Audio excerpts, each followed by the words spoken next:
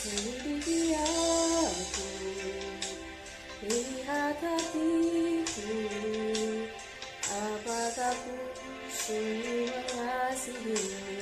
Yesus, Kau yang Maha Tahu dan menilai hidupku, tak ada yang tersembunyi bagimu.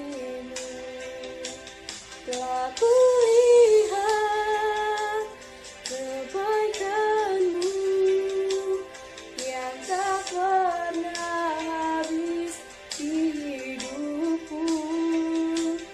Ku berjuang sampai akhirnya, Kau dapati aku tetap setia.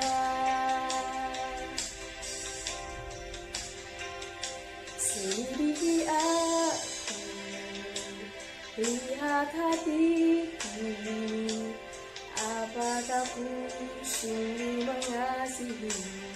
Yesus, Kau yang Maha Tahu dan menilai hidupku, tak ada yang tersembunyi bagimu. Telah kulihat kebaikan-Mu yang tak pernah habis di hidupku. Ku berjuang sampai akhirnya, Kau dapati aku tetap setia.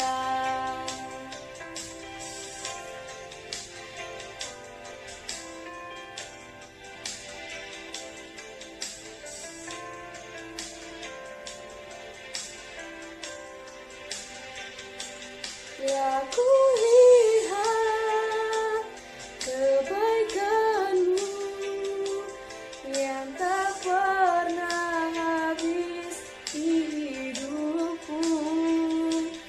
Ku berjuang sampai akhirnya, Kau dapati aku tetap setia.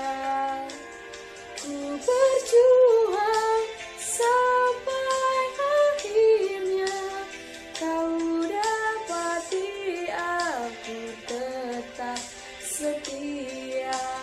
Kau dapati aku tetap setia. Kau dapati aku tetap setia.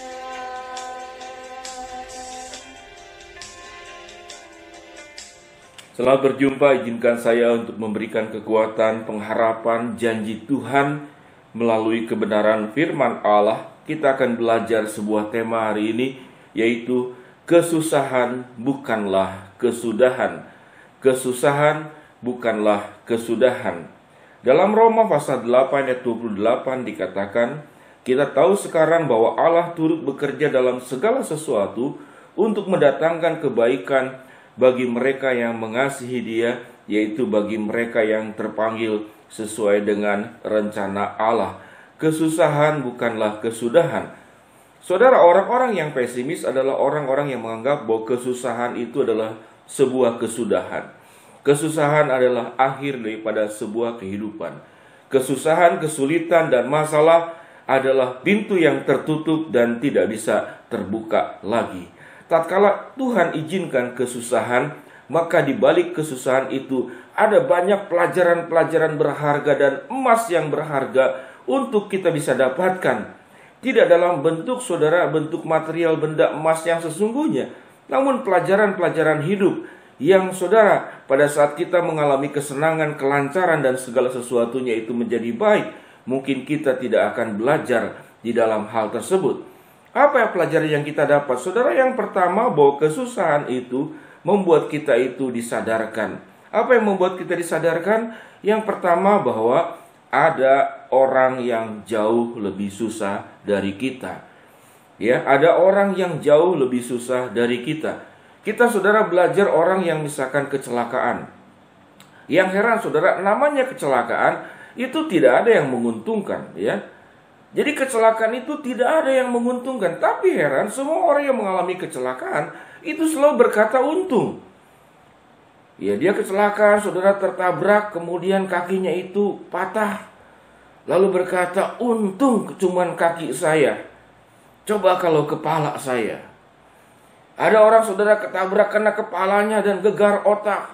Lalu dia katakan, untung gegar otak dan aku sembuh dan aku tidak mengalami kematian. Tapi ada orang lain gegar otak lalu meninggal. Jadi saudara-saudara, manusia ini makhluk yang boleh dikatakan tuh cukup unik, ya. Tatkala dalam keadaan baik-baik, dia susah sekali untuk bersyukur. Tapi tatkala mengalami musibah, dia sangat mudah sekali berkata untung. Ya, dia kena begal naik motor, lalu ada yang merampas tasnya. Lalu dikatakan, untung tas saya yang diambil. Ya, aku tidak mengalami kecelakaan, aku lepasin saja. Ada yang kena begal itu, tasnya waktu diambil dia pertahankan. Lalu akhirnya dia terjatuh. Lalu dia kemudian kepalanya kebentur dan seterusnya. Lalu meninggal dan seterusnya. Manusia ini, saudara, makhluk yang sangat unik. Di satu pihak menjadi makhluk yang sangat sulit bersyukur, bersungut-sungut. Namun di pihak lain, di kondisi tertentu khususnya pada saat mengalami musibah, sangat mudah sekali berkata apa yang namanya itu untung. Kalau kita percaya, saudara, kesusahan itu bukan kesudahan, maka pelajaran yang pertama itu kita disadarkan bahwa ada orang yang hidupnya itu jauh lebih susah dari kita. Itu yang pertama. Yang kedua, saudara-saudara, kita tuh dilatih untuk belajar empati. Kita belajar untuk memahami tatkala saudara kita senang, kita lancar. Kita diajar peduli untuk kepada orang-orang yang mengalami kesusahan. Orang-orang yang mengalami kesulitan di dalam hidup. Orang-orang yang mengalami sebuah masalah di dalam hidup. Sehingga berkat-berkat Allah sesungguhnya tidak hanya bersifat finansial, tidak hanya bersifat materi, tidak hanya bersifat tentang kelancaran hidup yang tanpa kesusahan.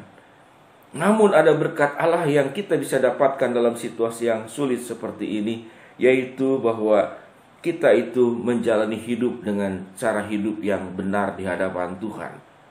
Seseorang yang dilimpahi berkat Allah kelancaran, saudara-saudara, itu belum tentu benar. Yang kita dapatkan cuman berkat. Orang yang mendapatkan berkat belum tentu benar. Saudara, garis bawah kalimat ini, ya. Orang yang hidupnya dilimpahi berkat belum tentu benar. Tetapi orang yang benar itu akan tahu bagaimana mengelola berkat. Jadi saudara-saudara, hidup tatkala semata-mata karena hanya berkat dan kita tidak berjuang bagaimana kita benar di dalam hidup, maka orientasi kita hanya semata-mata semua kelancaran. Tatkala Tuhan berikan, izinkan kepada kita mengalami kesusahan, saudara ingat, kesusahan itu bukan kesudahan. Kesusahan itu bukan akhir, tapi kesusahan itu adalah dimulai sebuah kehidupan baru yang tidak hanya berorientasi hidup hanya semata-mata berkat, namun Tuhan meminta kita hidup juga benar. Bagaimana benar? Ada poin-poin yang kita pelajari. Lewat kesusahan inilah saudara kita belajar memahami bahwa ada orang yang jauh hidupnya lebih susah dari kita. Boleh saudara lihat kiri dan kanan dalam kehidupan Anda. Yang kedua, Anda dilatih untuk belajar empati, belajar peduli kepada kesusahan orang lain, dan Anda bisa mulai hari ini. Lalu yang ketiga, hidup ini tidak cukup hanya berorientasi kepada berkat, namun Tuhan meminta kita hidup secara benar. Mari kita berdoa. Bapa yang di dalam surga, kami berdoa untuk semua anak Tuhan yang mendengarkan tayangan ini. Di dalam Roma 8 ayat 28, buat Allah turut bekerja di dalam segala sesuatu untuk mendatangkan kebaikan untuk kami semua. Kesusahan ini mendatangkan kami kebaikan untuk belajar kami bagaimana bisa memahami bahwa banyak orang yang hidup jauh lebih susah dari kami. Dan kami belajar bagaimana memiliki empati, memahami orang-orang yang hidup jauh lebih susah dari kami. Dan hidup kami juga diajarkan hidup tidak semata-mata hanya untuk berkat Tuhan, tapi kami bagaimana dipanggil untuk hidup benar.